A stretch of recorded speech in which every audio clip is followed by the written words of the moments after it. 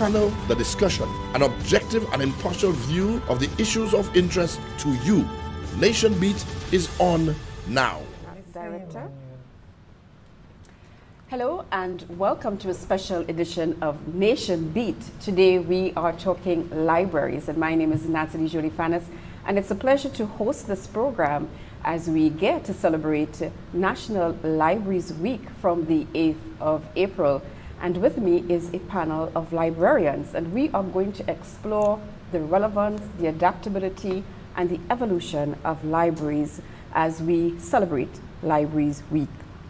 So with me today, like I said, are three librarians. We have Ms. Daisy St. Rose, who is from UWI Global Campus. We also have Ms. Sally Rosemond, who is the director of the libraries. And we have Mrs. Milissa Emmanuel, who is an assistant librarian at the Hunter J Library at the South Louis Community College. Welcome, ladies, and thank you so much for being with us today. Thank you. Good morning and thank you. Great. So we're going to talk libraries today. We have a very old-fashioned view, let's start there, of what a library should be. So I want to get off, before we even get into talking about your week of activities, to talk about what does a library look like in the 21st century? Are we speaking just shelves and books and, I don't know, what does a library look like? Let me start with our director, Ms. Rosemond. Thank you. Libraries at present have revolutionized its services in order to keep abreast with modern technology as it stands. We now have our services more refined, helping us to sort of bridge the gap between the have and the have-not when it comes to the computer and internet services and so on. Great. And I know we differentiate between public libraries and academic libraries, right? Mm-hmm. And we have two ladies here who represent the academic libraries. From your perspective, for students in particular, for academia, give me your perspective of what a 21st library looks like for them. I can say that we have transformed from merely housing books to having a number of digital scholarly databases that our students can use and in pursuit of their academic achievements. So it's no longer necessarily sitting in the library. No. They can access information anytime, anywhere, on their devices. So great. What about you, Ms. St. Rose? Okay, so from a global perspective, what I would say is that the 21st century library is a dynamic and evolving institution. Mm-hmm. Okay, it responds to the changing needs of the community, of the society, and it is steeped in, currently you have, the, as Milissa indicated, you have the technological integration. Okay, so that would include things like the digital resources such as online databases. You have the virtual reference service, which is an add-on to the in-house face-to-face reference service. They're also, or libraries are also focused on digital preservation. And you know, we have to find ways to preserve content and information for future generations. You also have community-centered spaces, so libraries acting as community-centered spaces, as community hubs, mm-hmm. where to increase diversity, to sort of be accessible, to be a place, a space where any person, regardless of economic background, status, what else, age, mm-hmm. and so on, can come and feel at home. Yes. So before we delve into all of these more deeply, because we will get into that, I want to bring in a little bit of your personal journey as well, as we talk about that 21st century library. So I hope you're okay with disclosing, you know, how long you've been in this profession. So in terms of what it was like when you began as a fresh librarian to what it is now. And particularly, I want to continue with you, Ms. St. Rose, because your organization now is really online. You are, for the most part, fundamentally virtual. Yes. So given where you started, and if you don't mind telling us how long you've been in this profession. I've been working in libraries for about 30 years. I started off after I left A-level. Most of the persons here would know me. Milissa actually worked with me at Sir Arthur Lewis Community College, which is where I started working in libraries. And from there, I got trained first at the certificate level, library technical assistant certificate level, and moved on to get undergrad. Well, no, I did an undergrad in management, but my postgrad degree in library and information studies. And I've just continued it. But what I would say is that from as far as I can remember, and my siblings remind me of that, I always said I would be, one of the things I wanted to be was a librarian. Wow. And of course, my family members had other things like a lawyer and a doctor. But for whatever reason, I guess if you trust in the universe as well, everything seems to just fall into place in terms of librarianship for me. And so it has been a wonderful journey. I can say when I started at Sir Arthur, we were using microfiche and you had microfiche machines and so on. But what we found over time, these things disintegrate. Okay. Today, well, let me just say, apart from the microfiche machines, you also had a lot of it was in-house. It was a lot of doing, a lot of interacting with the students. Let me just move to today. What I would say is today, a lot of my work at the university as an academic librarian involves online interactions with the students, mainly through virtual reference and through online collections, having online collections, online databases, and also a lot of information literacy where where I teach or show students or patrons, or everyone for that matter, because if I say I don't want to be, be very specific here in terms of that, but we train persons to use the technology in a way that is, one, cost effective, two, it saves time, and three, it empowers the person, the individual, to know that they can get the information that they need to meet their needs, their current needs. So it builds independence in these people. Yes. They are more independent than Yes. us. Thank you so much for explaining that journey to us. I'll jump to Miss Emmanuel. I don't know why I think she might be the younger of the two, maybe not in librarianship. So Miss Emmanuel, just tell us, in terms of looking at how it has transitioned, your time starting to where you are now. Like Daisy said, she wanted to be a librarian from young, but I wanted to be a teacher. Oh. And when that didn't work out for me after secondary school, I applied to a position I found in the newspaper, which was an assistant librarian at Librarian Hunter J Library. And here I am today, 27 years later. I did a BSc in Library and Information Studies, followed by MSc in Information Studies. For me, the transition, it has been significant and noticeable. Our students, post-COVID too, you can see how much more the need for having stuff digitally through technology. You can see the students prefer that. So we have put a lot of our resources online. We have our past paper collections, our course material collections, they're online. We also subscribe to scholarly databases that our students can access anytime, anywhere. So sometimes we don't have the print book in the library. We help them search the databases online, and sometimes they get what it is that they're looking for. So complementing each other, and sometimes you find stuff different from what we have in-house. In-house, okay. And let's switch now to public libraries and what that experience has been like for you, Ms. Rosemond.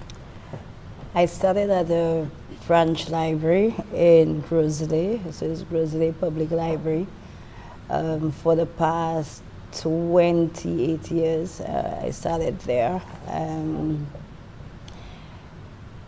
Believe you me, I have seen libraries unfold, you know, being in a branch library alone, having to encourage your community to be inclined into reading and so on, getting children, as I believe that it should be, you capture them whilst they're young. So I had the opportunity of visiting our preschools in the area and developing the joy of reading amongst those preschoolers. I actually worked alongside with the community in itself, making sure that I expose them to whatever that is available out there. So we had the list from the ministry, where you would provide the priority list. So persons in the community who were inclined into furthering their education, this was made available, you know, through the library. So persons did capitalize on this.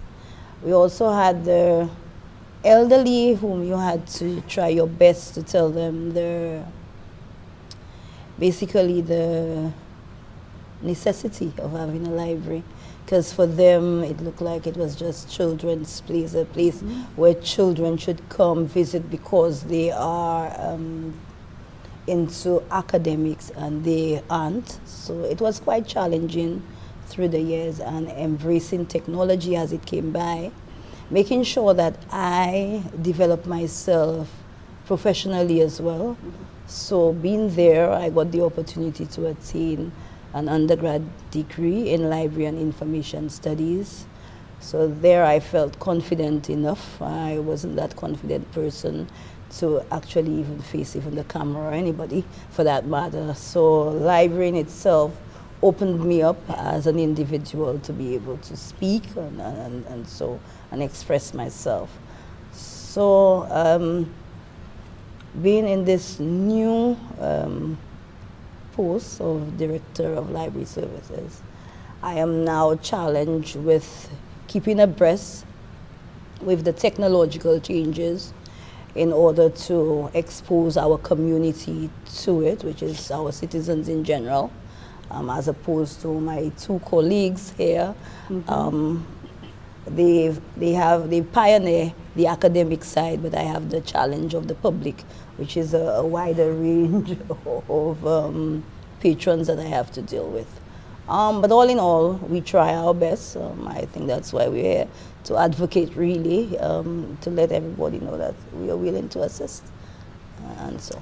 So there are two things that I saw you've brought up, but I want to transition into, that I think are key to our conversation here. One is the role of the librarian in this change.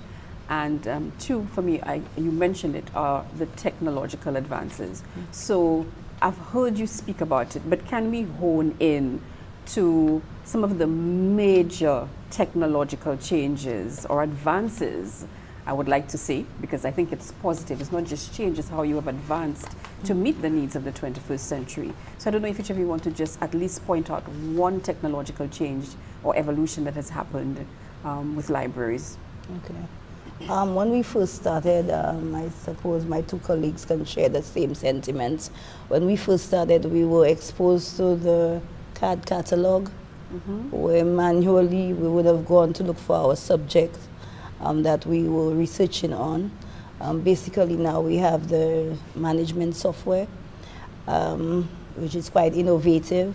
You would go through it, and in order to look for whatever that you're looking for, whether it's through the subject, whether it is through the title, whether it is through the author, you are now able to click on there and able to see what resources are available in the library or elsewhere on other databases that are quite available to the patron.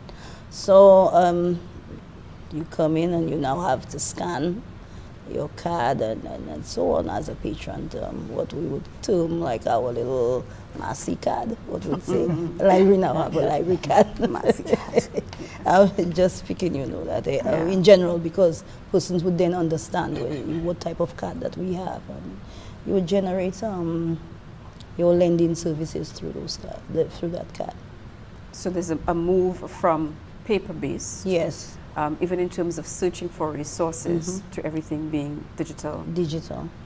Not necessarily everything being digital, because we do keep a backup. You must. Okay, in paper form.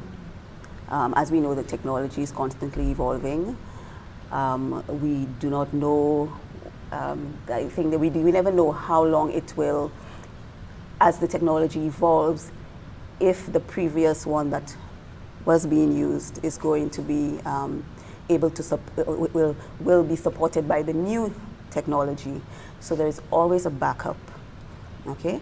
But to add to what Sally said, you have also the advent of e-books, more and more e-books, also open education resources. You have the online databases, Milissa mentioned that earlier on, where there are several databases. She mentioned EBSCOhost, you have Science Direct, you have Academic Search, Premier, and a whole host of others, which contain millions of articles that students can access. Oh, well, I say students now. That's okay. That's okay, because you're in academics. So, but let me just get you to hold that thought, because we do need to take a break. Please stay with us. We are discussing the evolution and relevance of libraries in this day and age. I'm joined by some librarians today. We'll be back in just a minute. Stay tuned. Get ready to be enchanted at the St. Lucia Jazz and Arts Festival from April 30th to May 12th, 2024. Dance to the beats of TJ and voice.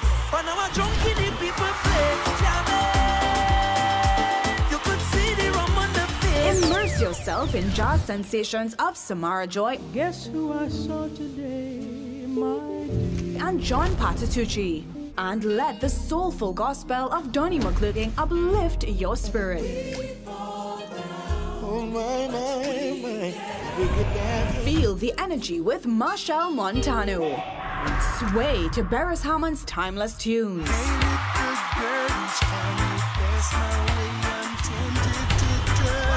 And jam to Davido's hits. Don't miss Air Supply's classics and Babyface's brilliance. Explore the full lineup and secure your tickets at stluciajazzandartsfestival.com today. Welcome back to Nationbeat. We are talking about the role of libraries globally as it's being celebrated the week of the 8th. And there are several activities planned, and we'll get to that very soon. But we were talking about the technological landscape and how that has impacted the role of libraries. And we had two of our librarians, Ms. Rosemond and Ms. St. Rose, tell us about this change from paper-based, being in the library, to being able to access everything virtually, swipe your card as a librarian. So we're going to move to Ms. Emmanuel, who will tell us one more thing about the changes that have happened in the technological landscape. Like Sally mentioned, our print material, if students are not on campus, they can access our collection online, be able to see what resources we have and what we don't, and even be able to reserve material online. Our Lewis Community College subscribes to a number of databases for the library, which are very expensive, if I must say, and we encourage our students to use them by having workshops where we give them instruction and guidance detailed into how to access these resources and to be able to apply it to their studies. Can I just further ask, I hear about the availability about the academic resources, but we find young people now are generally moved by visuals. Is there any multimedia access that is provided? Our scholarly database is on an app now. Okay. So students can access that through their mobile phones, through their tablets. And the wonderful thing about that app is with or without Wi-Fi, the students are able to access the information that they downloaded onto their devices. That's beautiful. When Yes. we talk about the digital divide, that will definitely come into play. So great changes where we're meeting the students where they are in this 21st century. Like you said, particularly post-COVID, where we were really forced to move into that virtual space. So I hear how the role of libraries still seems to be the same, correct me if I'm wrong, even if you have moved from the physical interaction into the virtual space. Are there changes that we need to recognize? We must recognize, because now everything is digital and it's technology. There's so much information out there. How do you decipher? How do you pick out what's credible and what's not? So it's librarians' role now to instruct our students, our users, on how to locate reliable, accurate information that is out there. Yes. You want to join me? I could support what Milissa is saying. Persons are of the view that librarians or libraries are no more.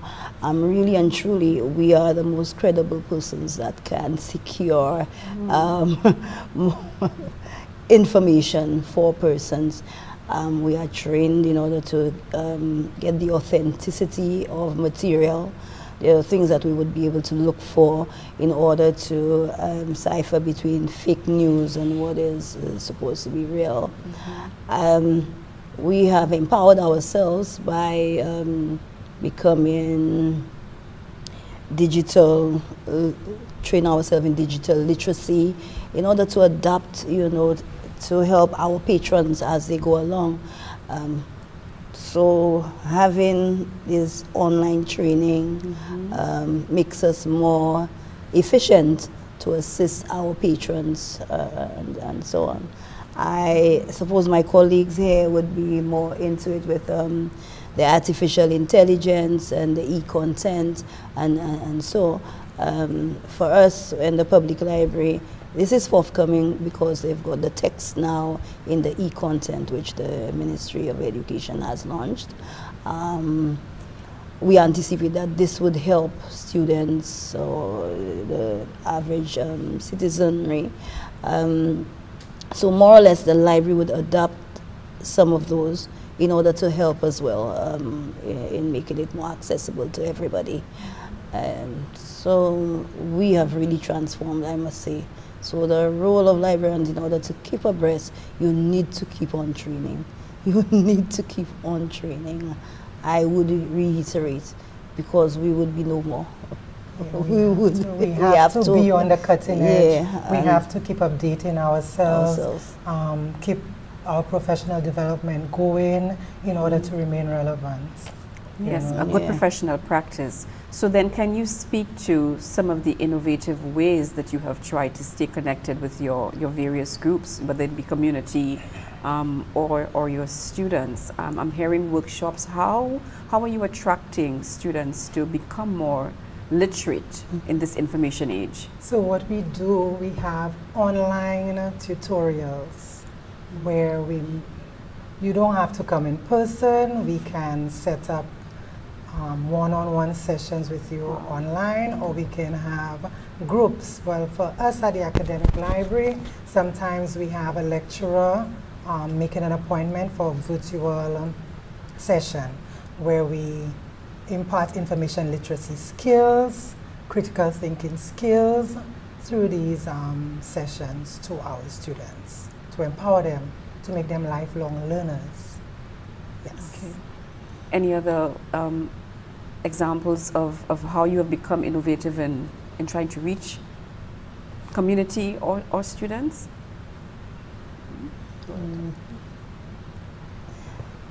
For us at the public library, we engage in programs for children. So we have programs at different intervals where they've got the vacation programs. You have the Easter, summer, and so on. These, I make it mandatory that library skills be part of those programs to remain current, to remain more visible, to promote the library, because we find persons are of the view they could access everything through their homes and so on. Then the library becomes, to them it becomes obsolete. But I don't see that happening, not now or ever, if we remain on the beat. So you find through those programs we try our best to get the children engaged in any form of digital literacy that is there. We also involve information literacy, go to schools, speak about the library, and let them know how innovative the library could be.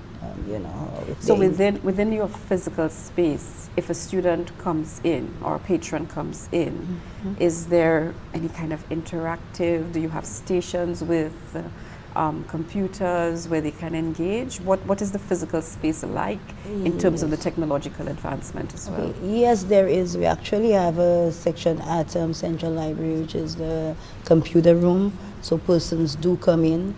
Mind you, persons do come in with their own devices. They can access the Wi-Fi free of charge. So that is a step for us. Yes. That now a public library is a space where you can come to access Wi-Fi, because still people don't have those in their homes and in some communities as well. Yes. Okay. So so beyond the physical space, there's this comfort of sitting and accessing your personal device and having the avenue to do as you please. With the computer room, you find that there's a little timing because you want to facilitate everybody. So time is being allotted to patrons as per their needs as well, because you get some persons just coming for entertainment and so you would limit the timing offered as opposed to somebody who is probably doing some academic stuff or some online study or some kind of conference. There are two avenues. Yes. There's where you provide the devices that people can come in to use. Yes. And you also have a facility where people can come in with their devices. Their personal devices. Yes, that's definitely a plus. We too have a set of computers. We would love for it to have been a computer lab, but with space. So we do have computers that students can come to, and if they need one-on-one instruction on how to go about searching, research support, we do that with them there. We also have recently subscribed to a laptop loan program where students can come and loan a laptop for a week, a month, the semester from us. Yes, because we know a lot of our students are not as fortunate and not as, so we provide that avenue for them to be able to be on same terms as their colleagues who have. So that is definitely bridging that digital divide that we know is now so crucial in the 21st century, because a lot of academic institutions at least are doing a hybrid. It's not just coming into the class face-to-face, but there's content that they have to access online. So that is definitely a plus. I am assuming that UWI Global has the same, well, not necessarily coming into loan, but what kind of facilities do you have to bridge that digital divide? We have the Wi-Fi access, and we also have some computers, a few computers available in the library, as well as on site we have a computer lab. So students, in the past students, I think maybe you would have used the teleconference room, which is no longer, so now everybody accesses their course content from their home, or if they want to come to the library, they do that. So you can access it anywhere. You could have traveled, and you're able to access your to attend your class through Blackboard, Collaborate, for example. One of the things that we have explored or trialed is the use of what is called the metaverse. And we did an initiative with I think it was with the United, was it United, not it wasn't United Nations, it was the bank. World Bank. The World Bank, yes. Which is a very interactive, virtual reality kind of vibe. And I actually did an information literacy session with students using that, that method, and it was well received. In fact, my sons, who are now 16 and 9, were quite interested in it, and even up to earlier this week, the youngest is asking, "Mommy, can you log into this so that I can participate in it? I can play with it." So it's taken. We can see that there are the improvements in technology. There are opportunities for libraries to meet the user at the point that they're at, and I think we are not there yet in St. Lucia, but I know that for in other libraries globally that I have visited, certainly that these aspects are really playing a major role in in the services that they actually provide to their patrons and to the community. As you raise the virtual reality and the World Bank, there is a project that the college is involved in as well. So in terms of, and I know you say you keep up with the training, but how much do you think librarians and libraries are being integrated into the new strategies, the new teaching and learning strategies for which virtual reality is now one? Is that something that you think you need to advocate for? In terms, I see, for example, an ICT center is being opened separate from a library. What are your thoughts on things like that? And this is your opportunity to advocate. This is what this panel is for. So I'm opening it up for you to speak to that. I mean, if that is the direction that the world is going in, and this is where a lot of our students are, I see no reason why we shouldn't get into the action. The use of computers and libraries integrating with each other, I think that is something we definitely need to advocate for. So in the academic setting, does the library sit at the table with the academics? And that should be for community as well, in terms of the advances that are being made there, because for content is going into the virtual reality realm. And you're in the pocket of everything else. So this is the next step for libraries? Challenge? I think we should be integrated, really. We are not, I would say we are not integrated as much. Yes. Maybe even, although at the academic level, we are in the course development aspects. We do work with the coordinators and so on in developing, when they're developing the course content for the university. However, my observation in general is that a lot of institutions, and okay, a lot of institutions do not, perhaps they do not see libraries and librarians as key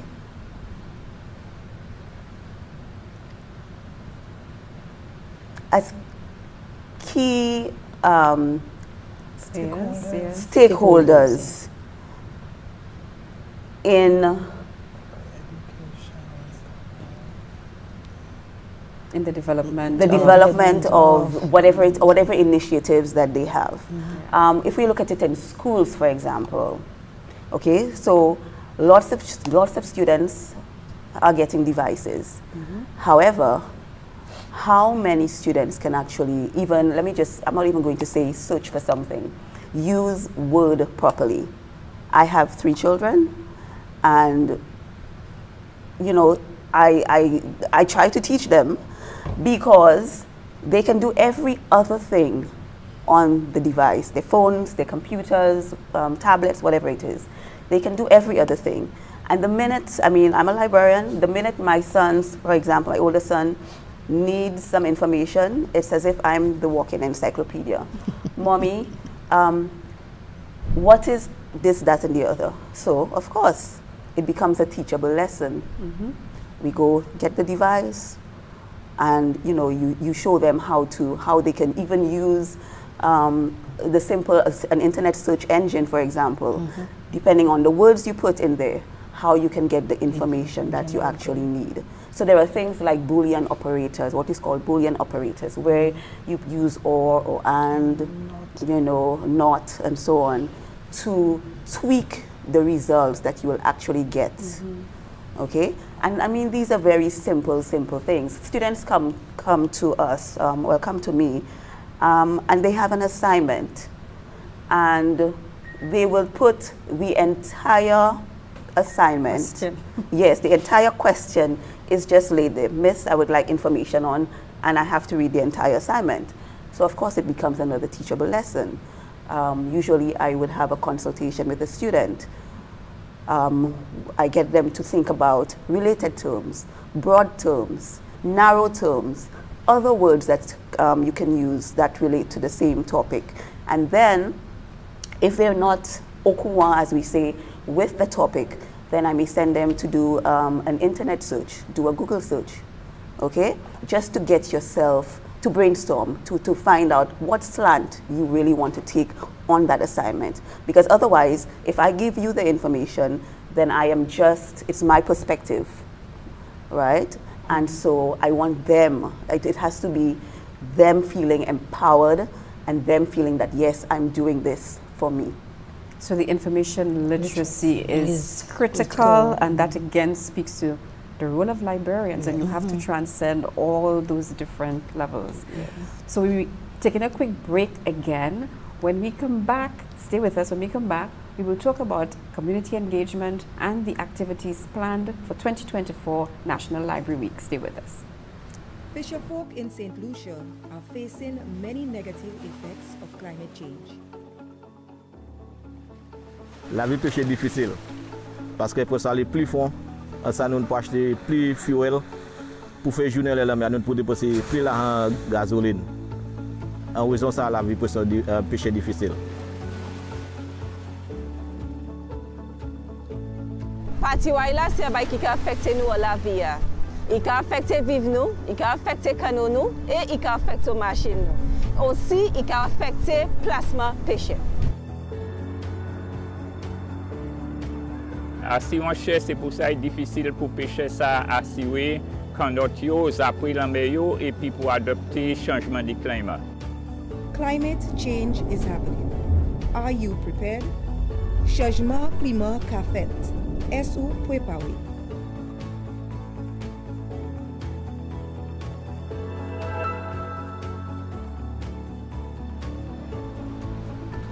Welcome back to Nationbeat and our discussion on libraries as we get to celebrate National Libraries Week. We are talking relevance, we're talking adaptability, we're talking about transformation and evolution of libraries.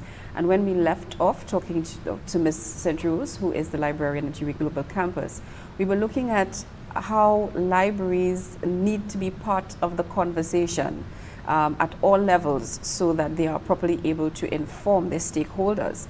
So let's extend that to talk about the various collaborations, therefore, that libraries need to make and some of the community engagements that libraries need to be part of to ensure their space in our education sector in particular.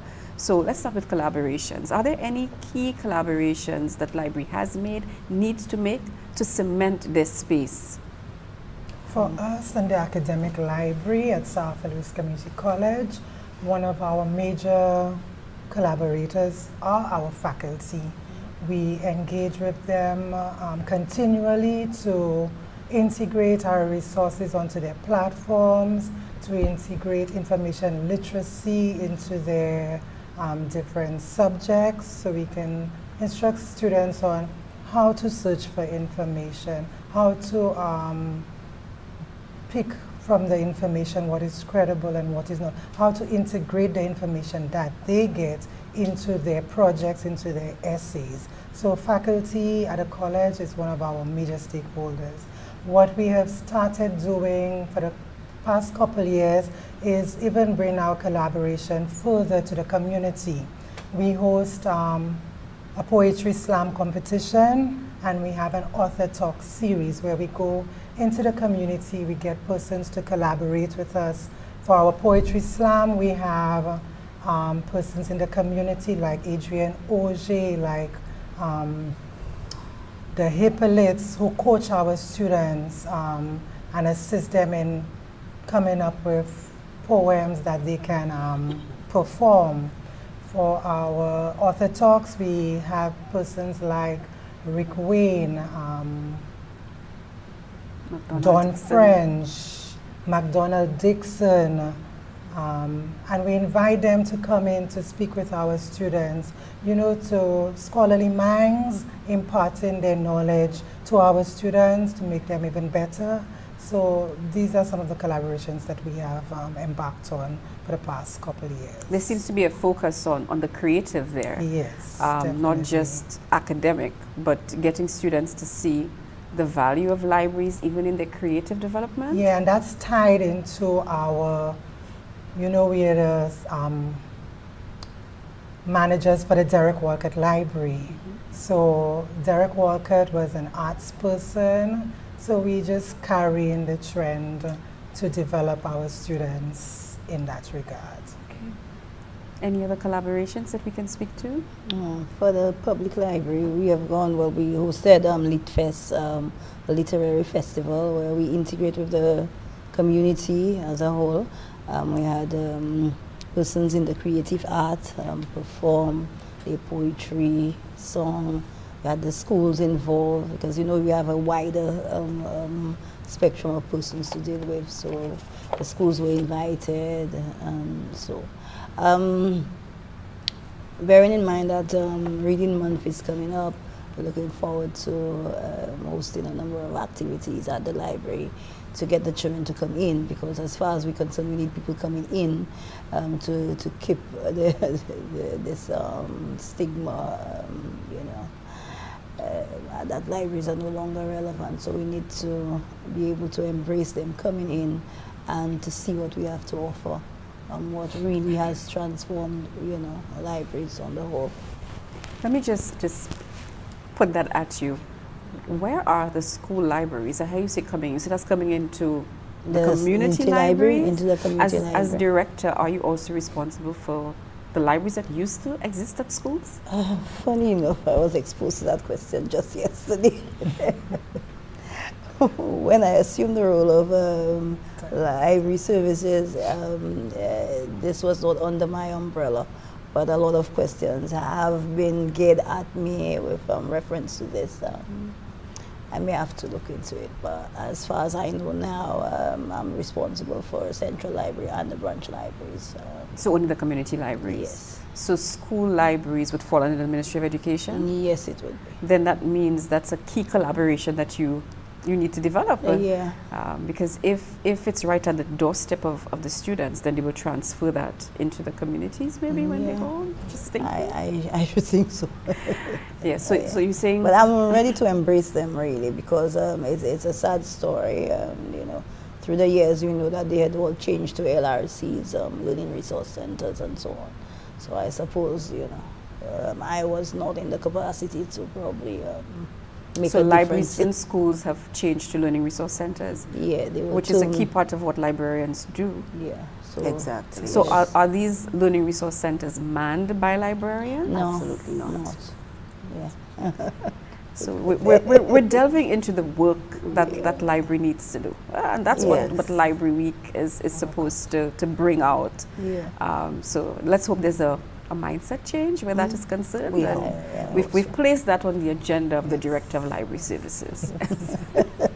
So what I would say in relation to the stakeholders is that every single person, for example, every single St. Lucian should be, well, is rather a stakeholder of libraries.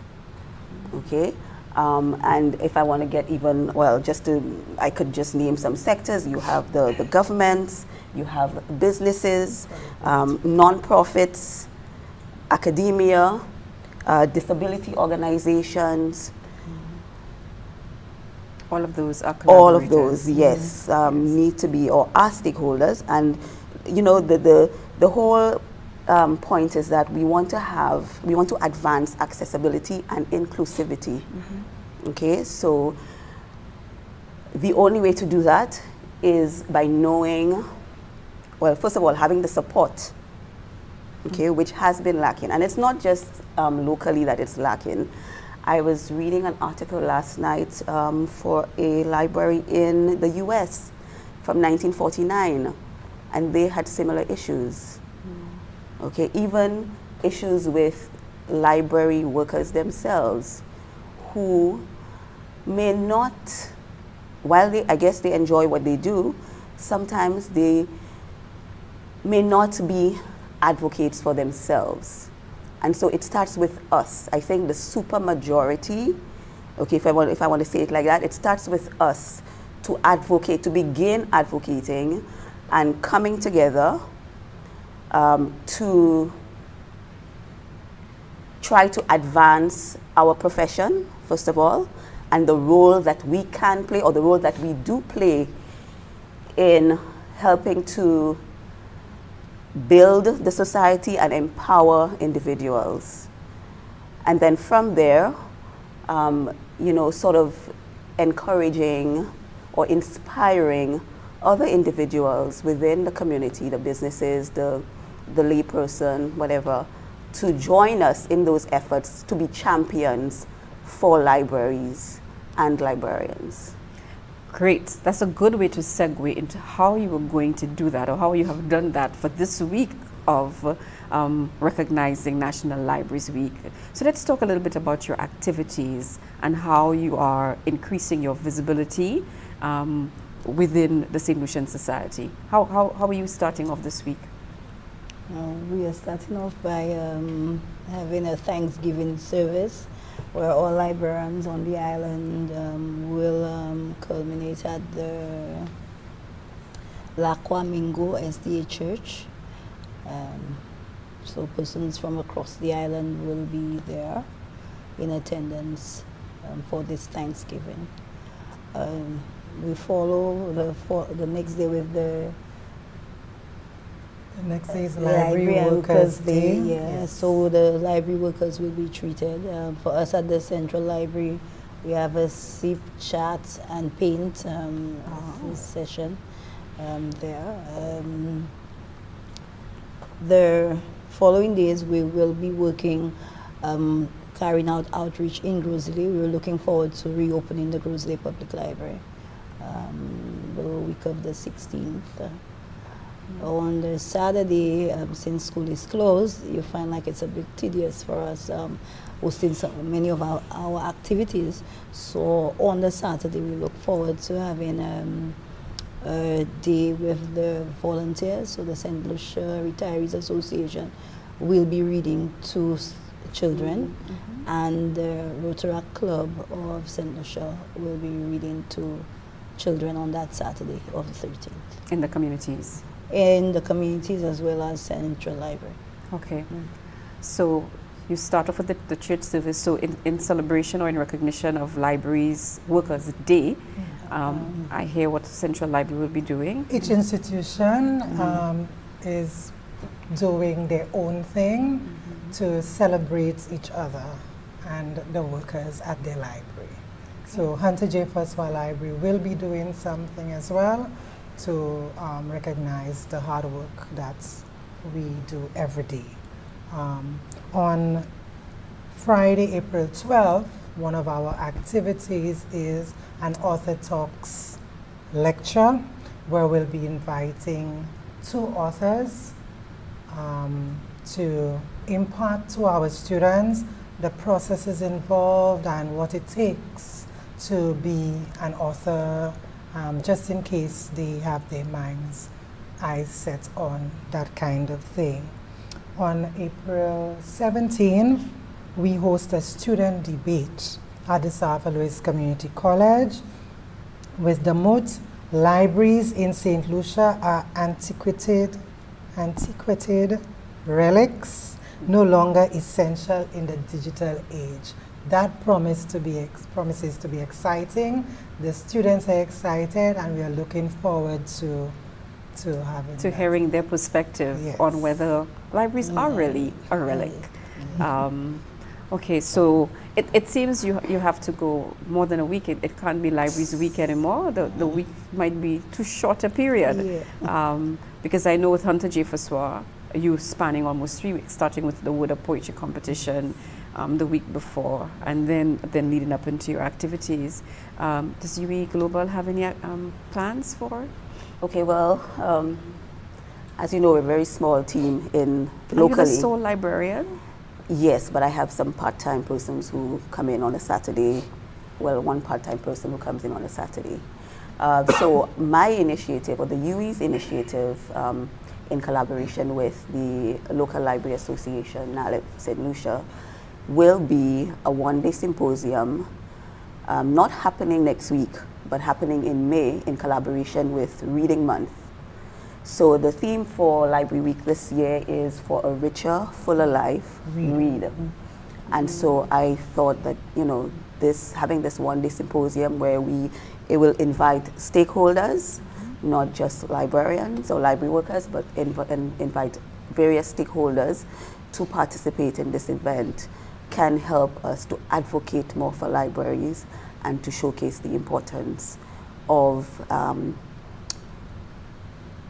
libraries for the development of our people and our society, and also foster a greater love for reading as well, which I think is important and key. So who are the key stakeholders that you expect to be part of that symposium? Well, we want to invite, we will be inviting principals, there will be students. Okay. We hope to involve the business, right? Just various NGOs, just participants from all over. So it's a cross-section, yes, of the stakeholders, yes, and that would be at your location on the Yes, lawn. It would be taking place at the UWI Global Campus, at Mont Fortune. So more details will come. All right. So are these all of the activities for Library Week in observance of Library Week? To get a full listing of the activities, you can follow Hunter J Library on Instagram and Facebook. We're also on YouTube, where we have videos of instructional videos for our students who want to participate in lifelong learning. Yes, so you can follow us. That's a good multimedia tool, yes, that we could speak of with the technological advancement. Yeah. That's definitely one of them. What about the public library? Anything else? I think that's it. Mm-hmm. Yeah. So it's the opening with the church service, and then you have the day where you celebrate the librarians. Yeah. And there are some individual activities that each of you will be doing. Is there also a page for the national libraries? Yes, there's the Facebook pages for the individual libraries as well as Central Library. It's just a Facebook page for now. What's the website? No, don't have a website. It does not. The Facebook. It's the Facebook for national libraries. Central Library of St. Lucia. Central Library of St. Lucia.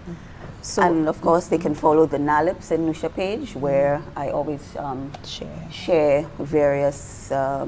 Just remind us of what NALIP is. National Association of Librarians and Information Professionals of St. Lucia.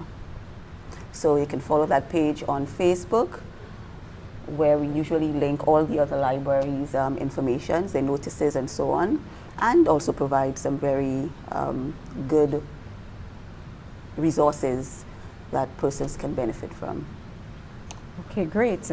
And if you're viewing this activity, this panel discussion is part of an activity called Take Action for Libraries Day, where you were keen on educating individuals about the role of libraries. We spoke to the relevance of libraries and the adaptability. We did not, although Ms. St. Rose spoke to the theme, we didn't delve into it a little more, just in terms of the emphasis on reading. I heard the activity from Central Library being focused on reading to students. But can we make that link, particularly with the activities that Hunter J has, where they encourage the poetry and the debate? Can we just make that link with libraries and the importance of reading, especially in this information age where people access information in any way? I didn't get the question, sorry. We just an encouragement to read. Just this final thing as we go off and we speak to your theme, just in 30 seconds. Well, in order to expand your knowledge base and expand your perspective on things, it's important to read from a number of different genres so you can have a wide appreciation of what's happening and everything that's going on around you. Thank you so very much. We are taking action for libraries today. Let me thank Mrs. Emmanuel from the Hunter J. Library, Ms. Rosemond, who's the Director of Library Services, and Ms. St. Rose, who is at UWI Global Campus, for joining us today to talk about the relevance of libraries. Celebrate a librarian this week. Thank you so much for joining us. My name is Nathalie Jolie Fanis.